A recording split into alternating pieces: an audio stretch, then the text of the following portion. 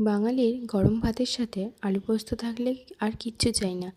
কিন্তু সেই আলু পোস্তটায় যদি একটু অন্যরকমভাবে রান্না করা হয়, প্রথমে একটি কড়াই বসিয়ে তাতে পরিমাণ মতন সর্ষের তেল দিয়ে পাঁচফোড়ন আর কাঁচা লঙ্কা ফোড়নে দিয়ে কুচি করে রাখা পেঁয়াজটা দিয়ে ভালো করে ভেজে নিতে হবে।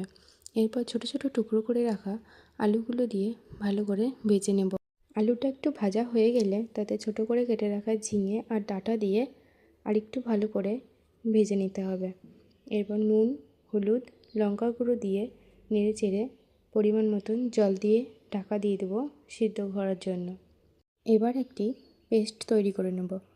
পোস্ত, কাঁচা লঙ্কা আর নুন দিয়ে ভালো করে পেস্টটা তৈরি করে নেব। এবার ঢাকা খুলে দেখুন আলু সিদ্ধ হয়ে গেলে বেটে রাখা পোস্তটা দিয়ে আরেকটু ফুটিয়ে গরম ভাতের সাথে পরিবেশন করুন ঝিঙে ডাঁটা আলুর পোস্ত।